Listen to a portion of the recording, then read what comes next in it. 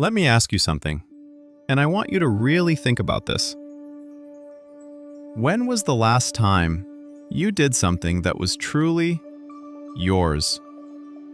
Not for your boss, not for your family, not because someone expected it from you, but something that came from you, that mattered to you, that made you feel alive inside. Can you remember? Because here's the scary truth most people never want to face. You might be living your entire life on someone else's terms. And the worst part? You're exhausted doing it. You wake up tired. You go to sleep tired. You say yes to things you hate. You say no to things you love. And somewhere deep inside, there's a quiet voice whispering, "This isn't the life I wanted." Today, we're going to talk about a book that answers that voice. A book that doesn't just change how you think about time, or work, or success. It changes how you think about yourself. And I promise you, by the end of this, something is going to shift inside you. Stay with me. Hey, welcome back. If you're new here, genuinely glad you found this place. And if you've been here before, you already know we don't do surface-level stuff here. We go deep. Today we're talking about Essentialism, written by Greg McKeown. Now, before you think this is just another productivity book, or a do less, hustle less kind of thing, it's not. This book is something much more powerful than that. It's about reclaiming your life, your actual life. The one that's quietly slipping away while you're busy trying to please everyone around you. Greg McKeown spent years studying the highest performers in the world, CEOs, artists, athletes, leaders, and he noticed something shocking. The most successful people weren't doing more, they were doing less. But not in a lazy way, in a ruthlessly intentional way. And that idea completely broke my brain the first time I heard it. If this sounds like something you need to hear right now, make sure you like this video and subscribe. Because this kind of content takes a lot of heart to make, and it means everything when you stick around. Alright, let's get into it. Chapter 1. The Overwhelmed Life. Imagine this with me. It's a Tuesday morning. Your alarm goes off at 6 a.m. You reach for your phone before you even open your eyes, and within 30 seconds, you already have 17 things waiting for you. Emails, messages, reminders, requests. You get up, you shower, you rush, you skip breakfast, again. You sit down at your desk, and you open your laptop. And for the next 9 hours, you are busy, incredibly busy. You answer emails, you attend meetings, you help colleagues, you fix problems, you tick boxes, you cross things off lists. And then, at 7 p.m., you close the laptop, and you sit there, and you feel nothing. Not proud, not satisfied, not fulfilled, just empty. Sound familiar? This is what Greg McKeown calls the paradox of success. Here's how it works. When you're good at something, people notice. And when people notice, they give you more to do. More responsibility, more tasks, more requests, more expectations. And because you're a good person, you say yes. And then you say yes again. And again. Until one day, you look up and your entire life is filled with things you never actually chose. You didn't sign up for this, but somehow, you're here. And this is where most people stay. Not because they want to, but because they don't know there's another way. But here's what Greg McKeown wants you to understand. The problem isn't that you're doing too much. The problem is that you're doing too many things that don't matter. And that one sentence is the entire foundation of Essentialism. Let that breathe for a second. Chapter 2. What is Essentialism? So, what exactly is Essentialism? Greg McKeown defines it simply. Essentialism is the disciplined pursuit of less. Not just doing less, but pursuing less on purpose. Choosing, very deliberately, to put all of your energy, all of your focus, all of your time into the things that matter most, and ruthlessly cutting everything else. Now here's the part that trips people up. Most of us think we can have it all. We think we can be great at our job and be present for our family, and build a side project, and maintain our health, and stay on top of social media, and be there for every friend who needs us. And we believe that with the right system, the right schedule, the right app, we can somehow fit it all in. But Greg McKeown says something that's almost painful to hear. You can't do everything well. You can do many things adequately, but you can only do a few things exceptionally. And most people spend their whole lives being average at many things, when they could have been remarkable at one or two. Think about a magnifying glass for a second. When sunlight passes through it without focus, it's just warm light. It doesn't do much. But when you hold that glass at the right angle and concentrate all that light onto one single point, it creates fire. You are the magnifying glass. And essentialism is learning how to find that angle. But wait, this is just the beginning. Because knowing this idea and actually living it are two very different things. And here's why most people never make the leap. Chapter 3: The Trap of Yes. Let me tell you about a man named Michael. Michael was brilliant. Everyone around him knew it. He was the person people called when there was a problem. He was the one who stayed late, who picked up extra projects, who volunteered first, who never said no. He was proud of this. He wore his busyness like a badge of honor. "I'm so busy" became his identity. And for a while, it worked. He got promotions, he got praise, he got recognition. But 5 years in, Michael started feeling something strange.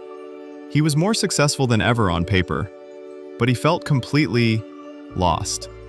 He had no idea what he actually wanted anymore. Every decision in his life had been made by other people's needs, other people's timelines, other people's expectations. And one night, sitting alone in his office at 10 p.m., he thought to himself, "Is this really it?" Right now, you might be thinking, "That's not me." But ask yourself honestly, how often do you say yes to things? Not because you want to, but because you're afraid of what people will think if you say no. How often do you agree to meetings, favors, commitments, just to avoid the awkward discomfort of disappointing someone? Greg McKeown says this is one of the most dangerous habits a human being can develop. Because every time you say yes to something that doesn't matter, you are saying no to something that does. Read that again. Every single yes is a trade-off. When you say yes to a meeting you don't need to be in, you're saying no to an hour of deep focused work. When you say yes to a social obligation you don't care about, you're saying no to rest, to creativity, to the things that actually fill you up. And the tragedy isn't any single yes.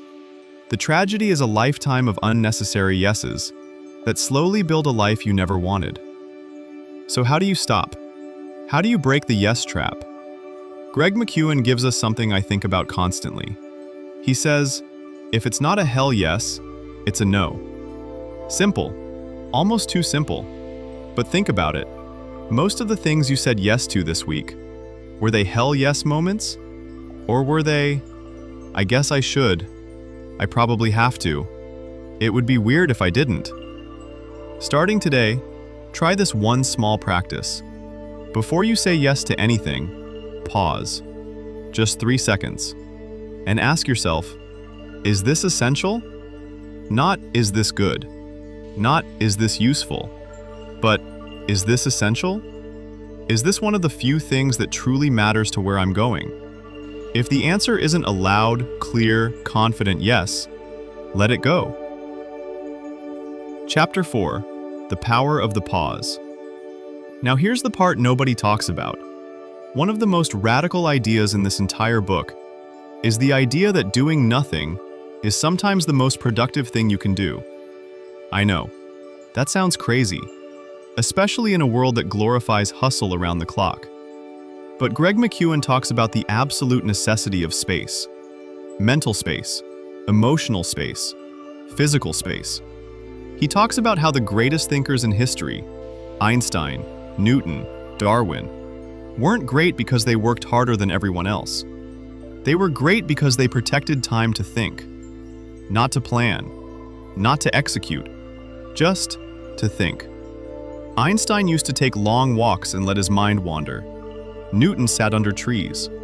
Darwin had a daily walking path he called his thinking path. These weren't wasted hours. These were the hours where the most important ideas were born. And most of us have completely eliminated this kind of time from our lives. We are always connected, always consuming, always reacting. We eat lunch while scrolling. We walk while listening to podcasts. We lie in bed while watching videos. We have filled every single gap in our day with input. And because of that, we never hear ourselves think. Greg McKeown says that essentialists deliberately create space in their lives. They build in margin. They protect their mornings. They take real breaks. They sometimes just sit and think. Not because they're lazy, but because they know that clarity is a resource. And like any resource, it runs out when you don't refill it. Here's a question I want you to sit with. When was the last time you did absolutely nothing, and it was intentional? Not scrolling, not listening, not planning, just being. If you can't remember, that might be telling you something. By the way, if this video is hitting you somewhere deep, drop a comment. Tell me what's resonating. I genuinely read them. And sharing this with someone who needs it right now, that might be the most essential thing you do today. Chapter 5: The Art of the Trade-Off. Alright, we're going deeper now, because this next idea might be the most uncomfortable one in the whole book. Greg McKeown says that essentialists think differently about trade-offs. Most people try to avoid trade-offs. They think of trade-offs as a problem. How do I get this without giving up that? But essentialists, they ask a completely different question. They ask, which problem do I want to have? See, the non-essentialist pretends trade-offs don't exist. They try to have everything. They overcommit. They spread themselves thin. And then they wonder why nothing ever goes deep enough to produce something truly great. The essentialist accepts that every choice is a trade-off. Every yes comes with a cost. Every path taken means a path not taken. And instead of running from that truth, they use it. Let me paint a picture for you. Imagine you're packing for a trip. You have one suitcase, and you have 50 things you want to bring. The non-essentialist tries to fit everything in. They squeeze. They jam. They overstuff the suitcase. It barely closes, and when they arrive, nothing is where they need it. Everything is wrinkled and chaotic. The essentialist looks at those 50 things and asks, if I could only bring 5, which 5 would actually matter? They choose carefully. They pack with intention. And when they arrive, everything is exactly where it should be. Your life is the suitcase. Your time and energy are the space inside. And you are the one who decides what gets packed. Most people never ask themselves that question. They just keep stuffing. And 5 years later, 10 years later, they arrive somewhere they never meant to go. Now here's the part that separates the idea from the reality. How do you actually start cutting? How do you figure out what's essential and what isn't? Greg McKeown gives us a beautiful framework for this. He calls it the 90% rule. Here's how it works. When you're evaluating any opportunity, any commitment, any task, ask yourself, on a scale of 1 to 100, how excited am I about this? And here's the rule. If it's not a 90 or above, it's a 0. Not a maybe. Not a let me think about it. A 0. If it doesn't make you feel genuinely excited and aligned, you don't do it. I know what you're thinking. That's impossible. I have responsibilities. I can't just say no to everything below a 90. And you're right. There are things we must do. bills to pay, people to care for. But within the space of choice, within the opportunities and requests that aren't absolutely mandatory, how many of them would honestly score below 90? And how much of your life would open up if you stopped saying yes to all of them? That's a real question. Sit with it. Chapter 6. Saying No Without Guilt. Okay, so now we're at the part where everything gets practical. Because understanding essentialism is one thing, but actually living it means you have to do something most people find incredibly difficult. You have to learn to say no. Not rudely, not coldly, but clearly, gracefully, and without guilt. And for a lot of us, this is the hardest part, because we've been taught from childhood that saying no is selfish, that a good friend always shows up, that a good employee always delivers, that a good person never disappoints. And so we've built entire personalities around not disappointing people. But here's what Greg McKeown wants you to understand. Every time you say no to something unessential, you are saying yes to something essential. When you say no to that meeting that didn't need you, you said yes to an hour with your child. When you say no to that commitment that drained you, you said yes to rest, to creativity, to your own healing. Saying no is not a rejection of people. It is a protection of your life. And here's something that might change how you feel about this forever. When you say yes to everything, out of guilt or fear, people don't respect you more. They expect more from you. They see you as available, as easily accessible, as someone with no boundaries. But when you say no with clarity and warmth, people actually respect you more, because they see someone who knows who they are, who knows what matters to them, who values their time and therefore values themselves. Greg McKeown shares a beautiful line in the book. The way of the essentialist is the path less traveled, but it is the path that leads to the place where you feel that you are living a life that truly matters. And I want you to feel that. Not just understand it. Feel it. What would your life look like if you only did the things that truly matter to you? What would your days feel like? Your mornings? Your relationships? What could you create if your energy wasn't being scattered in 100 directions? Honestly, I want you to pause this right now and just imagine that life for a moment. Because that life, it's not a fantasy. It's a choice. Chapter 7. Building Your Essentialist Life. We're getting close to the end now, and I want to make sure you leave here with something real, something you can actually use. Because Greg McKeown doesn't just ask you to think differently, he asks you to live differently, and he gives us the tools to do it. The first tool is what he calls extreme criteria. When you're deciding whether something deserves your time, don't just ask, "Is this a good opportunity?" Ask, "Is this the best possible use of my time right now?" Good opportunities are everywhere. They're not rare. What's rare is the best opportunity for you, aligned with your deepest values, your strongest gifts, your most important goals. Most people say yes to good. Essentialists hold out for exceptional. The second tool is designing a routine that protects your essential work. Greg McKeown talks a lot about how the highest performers in the world don't rely on willpower. Willpower is a limited resource. It runs out. But habits and routines? Those run on autopilot.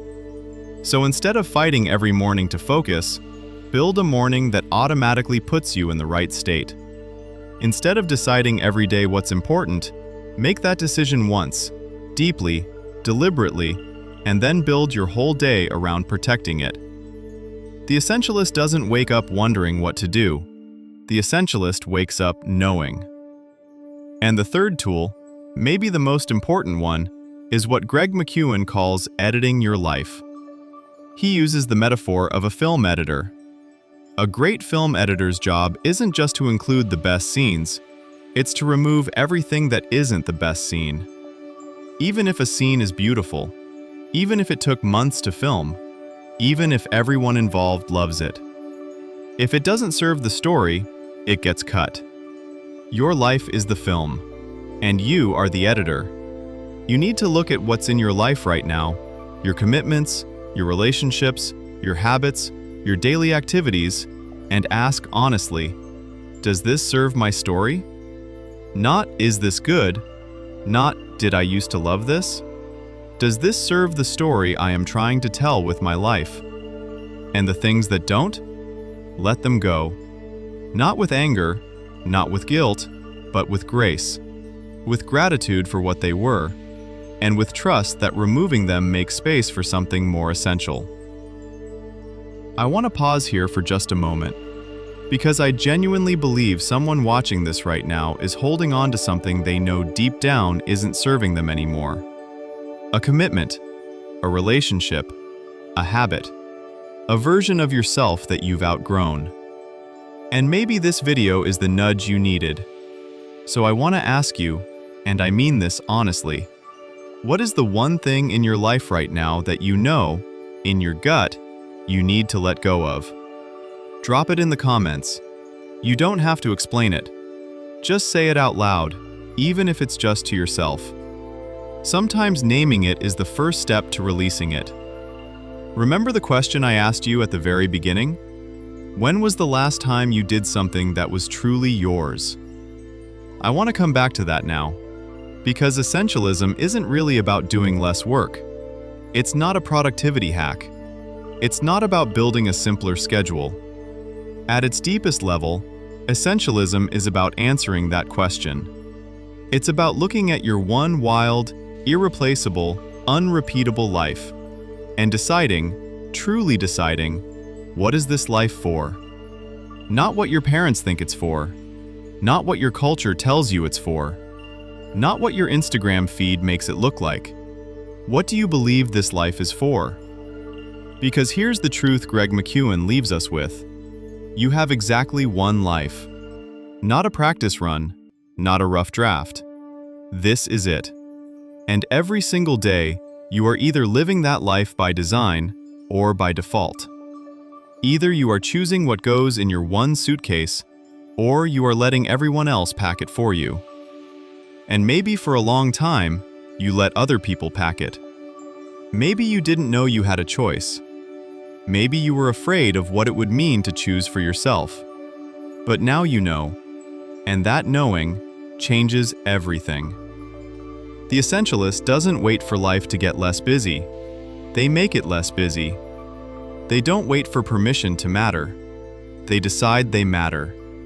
They don't wait for the right moment. They create it. So here's what I want to leave you with today. You don't have to change everything tomorrow. You don't have to quit your job or cut off people or burn down your schedule. You just have to start asking one question. One small, quiet, powerful question. Is this essential? Ask it before you say yes. Ask it before you spend your time. Ask it before you spend your energy. Ask it before you give away another piece of yourself to something that doesn't truly matter. And slowly, one question at a time, you will start to build a life that feels like yours. A life that feels light. A life that feels clear. A life where at the end of the day, you don't feel empty. You feel full. Because that's what essentialism really promises. Not that you'll do less, but that you'll finally start living more. This was Essentialism by Greg McKeown, and I hope something in this video stayed with you. Not just in your head, in your heart. If it did, you know what to do. Share this with someone who needs it.